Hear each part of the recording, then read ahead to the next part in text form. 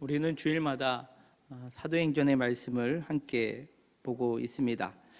1장부터 3장까지의 내용을 보면 1장에서는 예수님께서 승천하시는 그 모습 속에서 약속하신 그 말씀을 붙들고 살아가는 제자들의 모습이 등장하고, 또 2장에서는 그 약속대로 성령의 임재 속에서 교회가 시작되는 모습이 기록되어 있습니다. 그리고 이어지는 3장에서는 성전 비문에 앉아서 구걸하던 나면서 못 걷던 이가 걷게 되는 기적의 사건이 성경 가운데 기록되어 있습니다. 사도행전 1장부터 3장까지의 내용을 보면 계속해서 약속과 변화 그리고 기적의 역사가 일어나는 것들을 우리가 성경 속에서 보게 되는데, 오늘 우리가 함께 묵독한 사도행전 4장은 이와 같이 교회가 부흥하고 또 놀라운 기적의 일들 가운데 처음으로 박해와 위기의 순간을 맞이하는 장면이 기록되어 있습니다.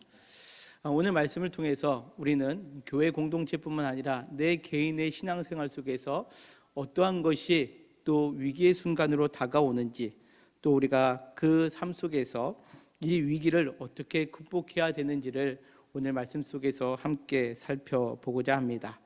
먼저 1절은 이렇게 시작합니다. 사도들이 백성에게 말할 때에 제사장들과 성전 맡은 자와 사두개인들이 이르러라고 그렇게 성경은 시작합니다.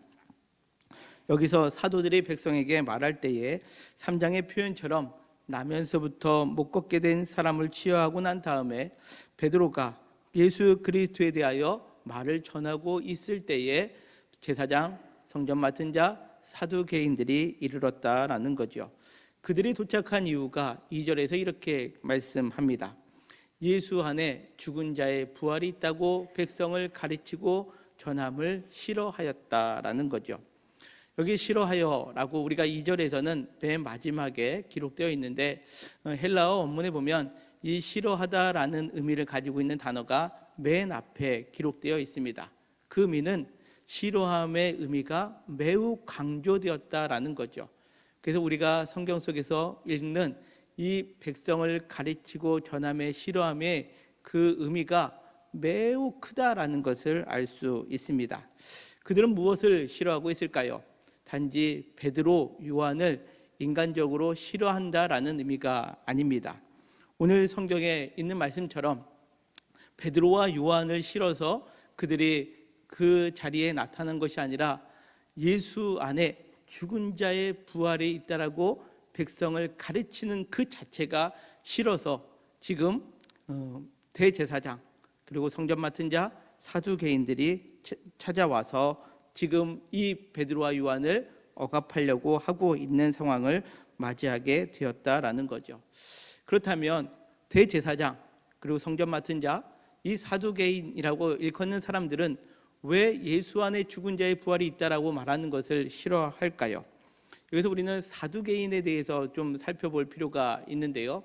사두개인은 유대교의 한 종파입니다.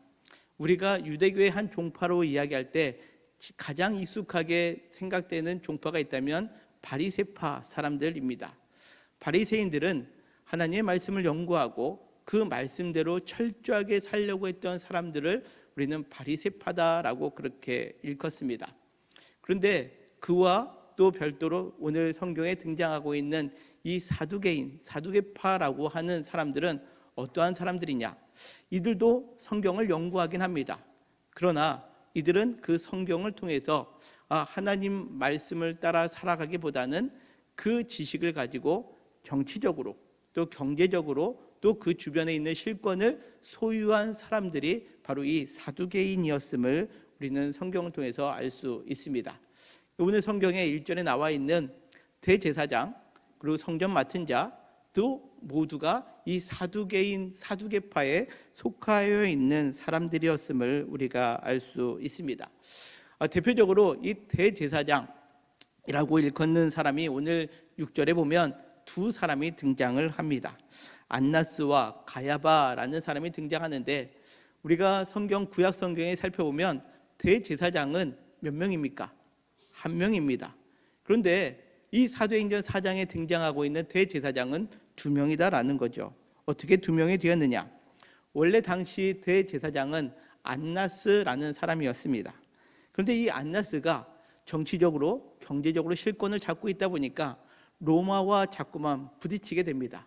그래서 로마에 의해서 이 대제사장의 직을 내려놓을 수밖에 없는 상황을 맞이하게 됩니다. 그렇게 되자 이 안나스는 자기의 사위인 가야바를 대신 대제사장으로 세우게 됩니다. 그래서 겉으로 볼 때는 가야바가 대제사장인데 실질적인 대제사장 역할을 하는 사람은 바로 안나스라는 사람이었다라는 거죠. 그래서 당시에 대제사장은 누구냐라고 할 때 오늘 성경에 기록되고 있는 것처럼 안나스, 가야바 이 두 사람이 대제사장으로 등장하고 있다라는 거죠. 대제사장이라는 사람의 위치는 무엇입니까? 백성들을 하나님께로 인도하는 사람, 또 하나님의 말씀을 받아 말씀대로 가르치는 사람이 대제사장임에도 불구하고 그들은 자신들의 정치적인 이권 또 실권을 소유하기 위해서 율법을 어기는 이러한 아이러니한 상황을 만든 장본인 그들이 바로 이 사두개파 사람들의 모습임을 오늘 성경은 우리에게 나타내고 있습니다. 더욱이 이 사두개파에 속해 있는 사람들이 바로 주도적으로 하여서 예수 그리스도를 십자가에 못 박게 한 사건도 우리가 성경을 통해서 알 수 있습니다. 대제사장 그리고 이 사두개파 사람들은 종교적인 지위를 가지고 권력을 소유하고 권력을 사유화했던 사람들이었다라는 것을 우리에게 나타내고 있는데요. 그러다 보니까 이 사두개파 사람들의 그 유대교의 한 종파로서 그들의 성경관이 어떠했느냐 보면 그들에게는 부활이 없다라고 여깁니다. 그리고 영혼의 불멸함도 없고 내세가 없다라고 주장했던 사람들이 바로 사두개파 사두개인 사람들이었다라는 거죠. 이들은 왜 이런 주장을 했을까요? 성경에 보면 분명히 예수 그리스도의 부활 또 영혼 불멸 내세에 관한 말씀들이 있었음에도 불구하고 그들은 그것이 없다라고 주장한 이유는 바로 현세에서 자신들이 너무나도 많은 것들을 누리고 있기 때문에 그들이 지향하는 것은 하나님 나라 이후에 우리가 부활되고 또 내세에 하나님 나라에 속한 것을 지향하기보다는 현재의 것에 만족스러운 삶 그리고 현재의 것에 더 많은 것을 취하기 위해서 그들은 부활도 없다라고 말하고 내세가 없다라고 말하는 그러한 유대의 한 종파 사람들이었다라는 것을 우리에게 나타내고 있습니다. 자, 이러한 사두개인들이 기득권을 지키기 위하여 예수님을 십자가에 못 박아 죽였습니다. 그리고 그런데 오늘 성경에 보니까 그 자신들의 기득권을 차지하기 위해서 예수님을 못 박아 죽였는데 그 제자였던 베드로와 요한이 지금 그 예수가 다시 살아났다라고 등장하니까 이것이 너무나도 싫었던 것임을 오늘 성경은 우리에게 나타내고 있습니다. 당시 교회가 전하는 예수 부활의 복음에 반대하는 사람이 되었다라는 거죠. 그들이 말씀을 연구하면서 그동안 그들이 대망하고 있었던 이 예수라는 분이 진짜 메시아인가 아닌가 그것에 대해서 관심 있는 것은 없습니다. 오직 그들의 관심은 내가 지니고 있는 이 기득권 그리고 이 권력 그리고 내가 가지고 있는 것에만 관심이 있었던 사람이었기 때문에 그들에게는 예수가 그리스도인지 아닌지가 중요하지 않았다라는 거죠. 아니 오히려 믿지 아니하였다라는 것을 우리에게 나타내고 있습니다. 자, 오늘 이 베드로와 요한이 박해 이 위협의 순간을 등장하는데 바로 이것이 교회와 우리 성도들의 위기다라는 것으로 우리가 오늘 말씀 속에서 살펴볼 수 있습니다. 어떤 경우는 바로 우리가 말씀을 많이 안다 하면서도 내가 가지고 있는 것을 지키기 위하여 하나님의 말씀에 어긋나게 따르는 모습이 바로 이 사두개인들의 모습이었고 그러한 사람들이 베드로와 요한이 예수 부활을 증거할 때에 그거를 가로막고 있는 존재가 되었다라는 것을 의미합니다. 오늘 말씀을 통해서 바로 교회의 위기 그리고 개인 신앙의 위기가 어디서부터 시작되는지를 우리가 깊이 생각해 볼 필요가 있습니다. 많은 사람들이 교회의 위기를 무엇이라고 이야기합니까? 성도가 모이지 않아. 그리고 교회의 재정이 빈약해. 젊은 사람들이 모이지 않아. 이것을 오늘날 우리는 교회의 위기다라고 그렇게 많이들 이야기합니다. 물론 이런 것도 위기가 되죠. 그러나 교회의 진짜 위기는 무엇이냐? 하나님의 말씀, 하나님의 뜻을 온전히 이루지 아니하고 내 사욕에 따라서 말씀을 해석하고 또 그 말씀대로 우리가 삶을 살아가는 공동체를 이루어 간다면 그것이 교회의 위기임을 우리는 깨달아야 한다는 거죠. 교회뿐만 아니라 우리 개인의 신앙도 마찬가지입니다. 우리는 교회에서 예배도 드리고 봉사도 열심히 합니다. 그런데 그 교회에서 열심히 하는 이유가 무엇이냐? 내가 그동안 지니고 있던 기득권을 지키기 위함이면 그것이 바로 이 개인의 신앙의 위기를 맞이하는 것이다 라는 것으로 우리는 오늘 말씀 속에서 우리의 신앙을 되돌아볼 필요가 있다라는 거죠. 말로는 예수님의 부활을 믿는다라고 고백하지만 실제적인 내 개인의 삶은 이 땅의 것에 탐하고 이 땅의 것에 목숨 걸고 이 땅의 것에만 소망을 두고 살아간다면 그것이 바로 오늘 말씀 속에 나타나고 있는 교회와 성도의 위기의 시발점임을 우리는 깨달아야 한다는 거죠. 이어지는 3절에 있는 말씀을 보면 이제 이 베드로와 요한이 그 사두개인들에 의해서 잡히게 됩니다. 이미 날이 저물었으므로 이튿날까지 가두었다라고 그렇게 기록하고 있죠. 여기서 하나님의 놀라운 섭리를 우리가 하나 발견할 수 있는데요. 사실 당시의 유대 사회에서는 누군가 잡게 되었을 때에 신문을 밤에는 하지 아니하는 그런 관습이 있었다고 합니다. 그래서 그들을 날이 저물었기 때문에 잡았지만 신문하지 않고 이틀까지 가두었다라는 거죠. 그 가두는 동안에 어떤 일이 일어났느냐? 4절에 보니까 말씀을 들은 사람 중에 믿는 자가 많으니 남자의 수가 약 5천이나 되었더라라고 그렇게 말씀합니다. 얼마나 놀라운 일이 지금 벌어졌습니까? 그들은 잡히는 위기의 순간을 맞이했습니다. 어렵고 힘든 순간을 만났지만 그들이 전했던 그 부활의 메시지, 그 말씀을 들은 사람 중에는 여전히 교회에서는 남자의 수가 5천이나 늘어나는 일들이 있었다라는 거죠. 그러기에 오늘 말씀 속에서 우리가 또 하나 생각해 볼 것은 우리가 위기의 순간을 맞이한다라고 해서 그것에 의하여 위축되거나 우리의 삶의 방향을 잘못된 것처럼 여겨지는 것이 아니라 우리가 전할 것은 바로 오늘 베드로와 요한이 증거했던 것처럼 예수 그리스도를 전하는 것일 때 그때 교회는 여전히 부흥할 수 있다라는 것을 우리에게 말씀합니다. 그러면서 이튿날 관리들과 장로들과 서기관들이 예루살렘에 모였는데 대제사장 안나스와 가야바와 요한과 알렉산더와 및 대제사장의 문중이 다 참여하였다라고 그렇게 표현하고 있습니다. 자, 베드로와 요한이 지금 대제사장 안나스와 가야바, 요한, 알렉산더 그 대제사장의 문중이 그 공회 앞에 서 있고 베드로와 요한은 죄인처럼 지금 그 앞에 놓여 있는 상황이다라는 거죠. 여러분들 얼마나 위압감이 드는 그러한 상황을 오늘 성경은 그렇게 묘사하고 있다는 겁니다. 그러기에 7절은 이렇게 말씀합니다. 사도들을 그 가운데 세우고 묻되 너희가 무슨 권세와 누구의 이름으로 이 일을 행하느냐라고 묻고 있다라는 거죠. 자, 이들을 신문하는데 그 나면서 못 걷던 자를 어떻게 일으켰는지, 그가 정말로 나면서 못 걷던 자였는지, 아니면 그들이 일으킨 사건이 진실인지 거짓인지 이것을 신문하는 것이 아니라 오늘 묻기로는 무슨 권세로 누구의 이름으로 이 일을 행하였느냐라고 묻고 있다는 거죠. 그들에게 사실 나면서부터 못 걷던 자가 걷게 되는 그 사건에 관심이 없다라는 겁니다. 그것이 옳은 일이었는지 그른 일이었는지 그 일이 어떻게 진행되었는지 그들에게는 관심이 없고 지금 그들은 누가 이 일을 할 수 있도록 권세를 주었느냐, 누구의 이름으로 이 일을 행했느냐라고 묻고 있다라는 겁니다. 근데 이 질문에는 여러분들 함정이 있다라는 거죠. 어떠한 함정일까요?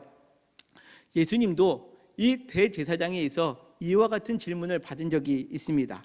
누가복음 20장 1절부터 8절까지에 있는 말씀인데요.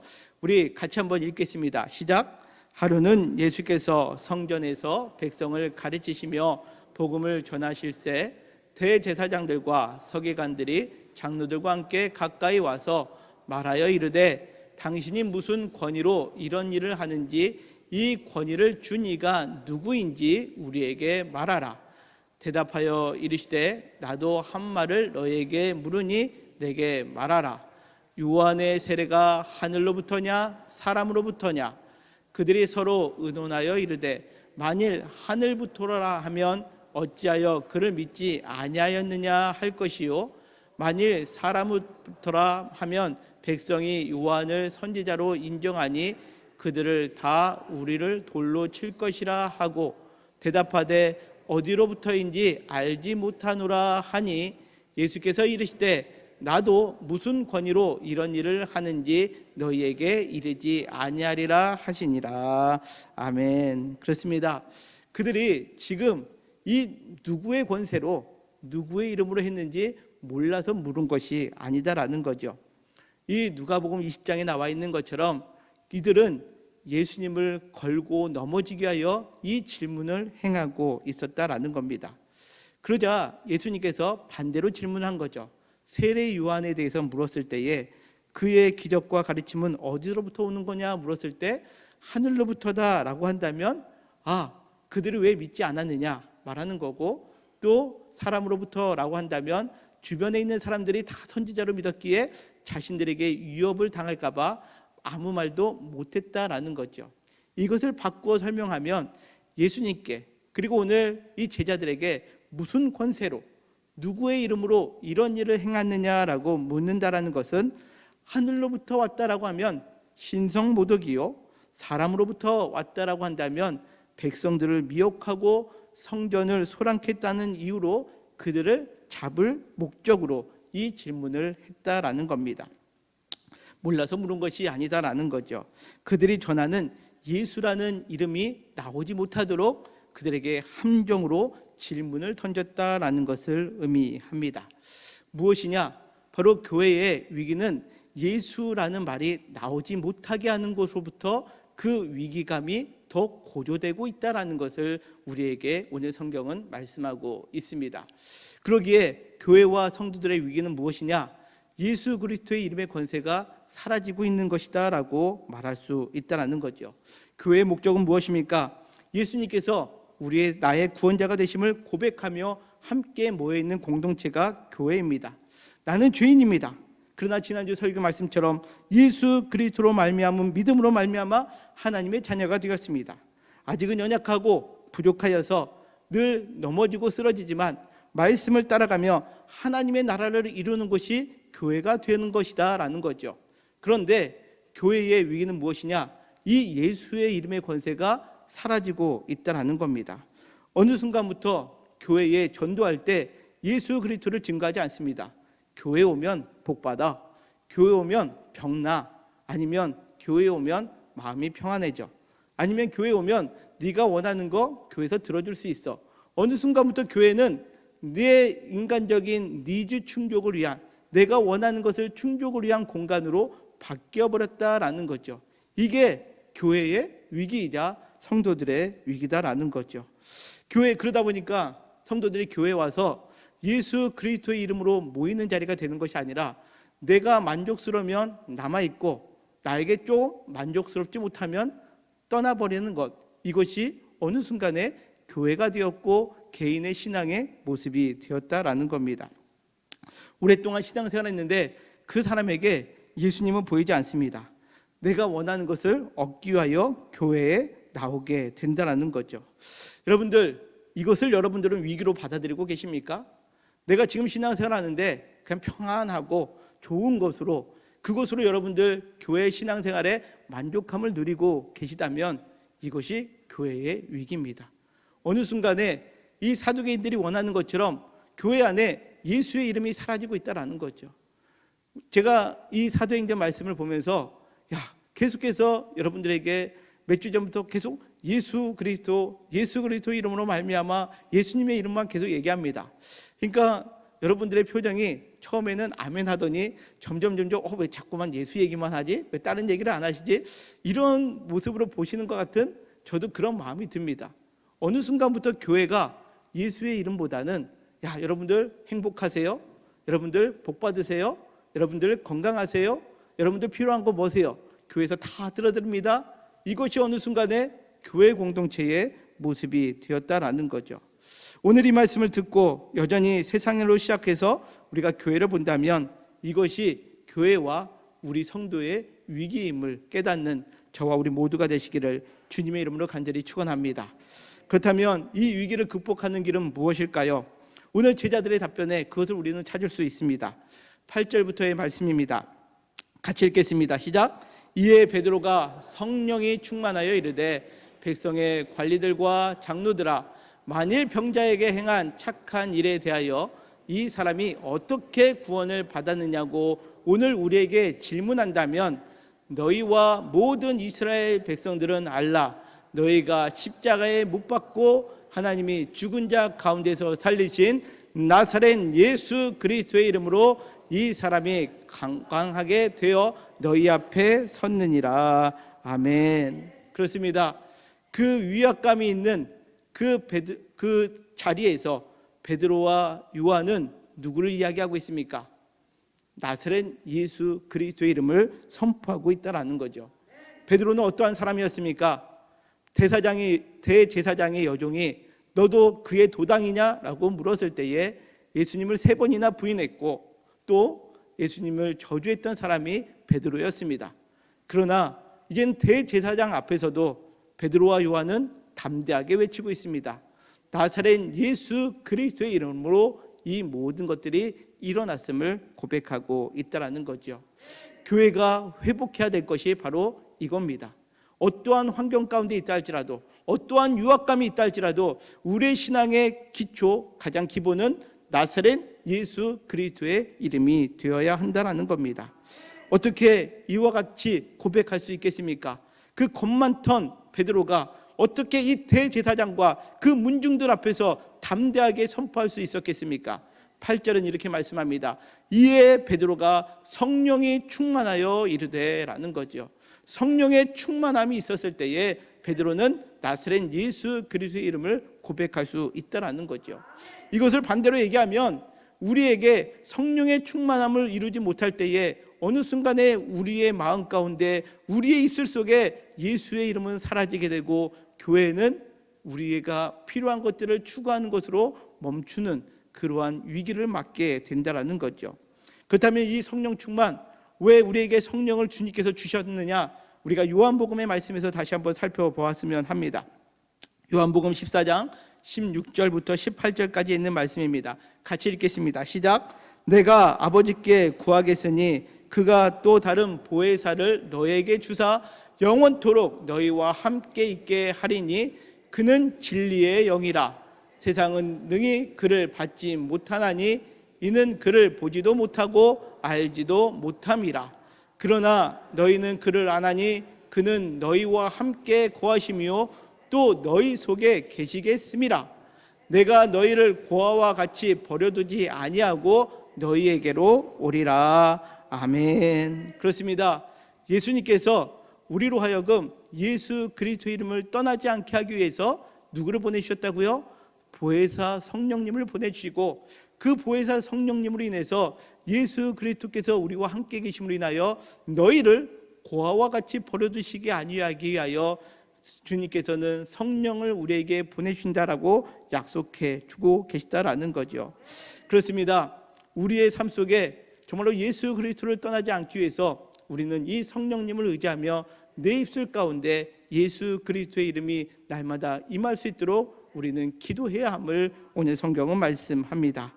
오늘 우리의 위기의 순간 전혀 우리가 인지하지도 못했던 주님보다는 세상의 것이 또 주님의 이름이 사라지는 그 자리에 우리 모두가 성령 충만함으로 예수 그리스도께서 나와 함께 계심으로 인하여 그 이름을 담대히 선포할 수 있는 우리 영통교회 모든 성도님들 되시기를 주님의 이름으로 간절히 축원합니다. 이것이 이제 결론적인 말씀이 11절과 12절에 나타납니다. 11절 12절 같이 읽겠습니다. 시작. 이 예수는 너희 건축자들의 버린 돌로서 집 모퉁이의 머릿돌이 되었느니라. 다른 이로서는 구원을 받을 수 없나니 천하 사람 중에 구원을 받을 만한 다른 이름을 우리에게 주신 일이 없음이라 하였더라. 아멘. 이렇게 말씀합니다. 오늘 11절에 너희 건축자들의 버린 돌이라는 표현이 나옵니다. 오늘 설교의 제목이기도 한데요, 오늘 말씀에 우리가 사두개인의 이러한 상황들, 이런 것들을 오늘 정리하면서 베드로는 이 예수는 너희 건축자들이 버린 돌이다 라고 그렇게 표현을 합니다.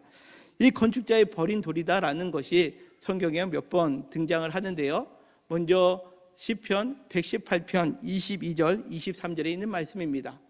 건축자가 버린 돌이 집 모퉁이의 머릿돌이 되었나니 이는 여호와께서 행하신 것이요 우리 눈에 기이한 바로다 라고 그렇게 말씀합니다. 이 시편 118편은 누가 언제 기록했느냐? 다윗이 기록한 시입니다. 다윗은 사울 왕의 그 위협을 피해서 오랫동안 피신 생활을 하다가 결국 사울 왕이 죽고 다윗이 왕이 되었을 때 쓴 시가 이 시편 118편입니다. 여기서 말하는 건축자는 바로 사울 왕을 의미합니다. 그리고 사울 왕이 버렸던 돌은 다윗 자신을 가리키는 거죠. 무엇을 의미할까요? 이 건축자가 사울이다라는 거죠. 사울은 자기가 모든 것을 이루었기 때문에 이제는 다윗을 제거해야지 내가 살 수 있다라고 여겼던 사람이 이 건축자 사울이었다라는 겁니다. 그러나 하나님께서 그를 버리시게 되니까 그 건축자 사울이 버렸던 돌이 모퉁이의 머릿돌이 되어 이스라엘의 왕이 되었음을 고백하고 이는 여호와께서 행하신 것이요 우리 눈에 기이한 바다라는 거죠. 하나님께서 행하셨기 때문에 도저히 사람의 생각으로는 알 수 없는 이 건축자의 버린 돌이 바로 모퉁이의 머릿돌이 되었다라고 고백한 이 다윗의 시편이 또 마태복음에서 예수님께서 인용하여 설명하십니다. 마태복음 21장 42절에 있는 말씀인데요, 예수께서 이르시되 너희가 성경에 건축자들의 버린 돌이 모퉁이의 머릿돌이 되었나니 이것은 주로 말미암아 된 것이요 우리 눈에 기이하도다 함을 읽어본 일이 없느냐라고 말씀하십니다. 여기서 말하는 건축자는 누굴까요? 당시에 예수님께 반감을 가졌던 대제사장을 비롯한 유대교 지도자들이었습니다. 그 건축자들이 버린 돌이 누굴까요? 예수님을 의미합니다. 이 유대의 지도자들이 자신들이 전문가로서 말씀을 잘 지키고 자신들이 다 모든 것을 이루었던 사람이라고 여기는 건축자의 위치에 있을 때 예수님은 시골 한 목수에 지나지 않았다라는 거죠. 그래서 예수님을 그들은 버렸다라는 거죠. 죽였다라는 겁니다. 그러나 그 예수님이 무엇이 되었습니까? 모퉁이의 머릿돌이 되었고 이것은 주로 말미암아 우리 눈에 기이한 것이 없다라는 거죠. 건축자들이 아무 쓸모없는 것처럼 버렸지만 그 버린 돌이 우리의 머릿돌이 되었다라는 것을 말씀합니다. 오늘 본문에 나오는 사두개인들이 바로 이 건축자들이고 그들이 모든 것을 스스로 갖추었다라고 세상의 권력과 세상의 모든 이권이 자신들에게 갖추었을 때 그들은 건축자로 여겼지만 반면에 예수 그리스도를 버린 걸림돌처럼 여겨 버린 돌로 십자가에 못 박혔을 때에 바로 오늘 주시는 말씀처럼 이 버린 돌이 우리의 주인이 되었다라고 고백하고 있는 베드로의 고백까지 이어지고 있다라는 거죠. 무엇을 의미합니까? 이 건축자들의 공통점을 한번 보십시오. 자기 자신이 이루었다라고 여기는 사람들입니다. 그리고 높은 지위를 지향합니다. 그리고 스스로 세워졌다라고 여기고 있다라는 거죠. 이것이 오늘 성경에 나와 있는 건축자들의 공통점 특징입니다. 사울, 대제사장, 유대의 지도자들, 그리고 오늘 성경에 나와 있는 사두개인들, 스스로 높여지는 그 자리에 있는 이 건축자들이 버렸다라는 겁니다. 여러분들, 오늘 이 말씀 속에서 우리가 깊이 깨달아야 될 것은 무엇이냐? 내가 건축자의 위치에 있어서 예수 그리스도를 버리는 삶을 살아가고 있지 않는지 우리 스스로가 되돌아보아야 한다라는 겁니다. 세상에서 만족스럽게 우리가 이루어가고 있습니다. 그리고 높은 지위를 이루어가고 있습니다.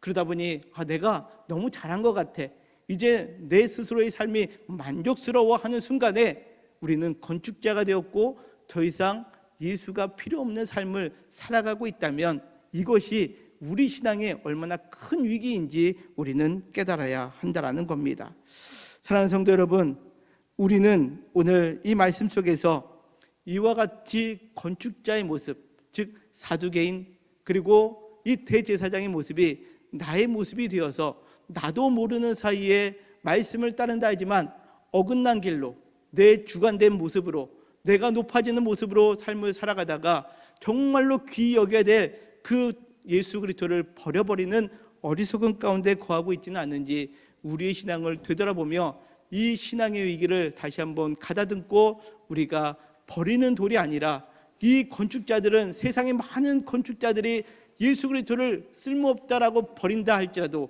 우리는 그것을 취하여 우리의 머릿돌로 삼을 수 있는 우리 영통교회 모든 성도님들 되시기를 주님의 이름으로 간절히 축원합니다. 그러기에 우리의 위기의 극복은 어디 있느냐? 다른 것에 있지 않습니다. 건축자의 버린 돌을 우리는 취하는 겁니다. 그 돌은 지금 당장 우리의 인생 가운데 꼭 필요 없는 것처럼 여겨질 수도 있습니다. 그러나 성령 충만한 가운데 그 버린 돌이 우리의 머릿돌 됨을 우리가 기억하며 나의 주인 되시고 결국 나를 승리로 이끄실 분이신 것을 믿음으로 고백하시며 우리가 건축자의 버린 돌이 머릿돌이 되듯이 우리는 내가 건축자가 되지 않기 위하여 기도하실 뿐만 아니라 내가 예수 그리스도를 하찮게 여겨 버리는 어리석은 가운데 거하지 않도록 늘 그 예수 그리스도를 붙들고 믿음의 승리를 이뤄나가는 우리 모든 성도님들 되시기를 주님의 이름으로 간절히 축원합니다. 아멘.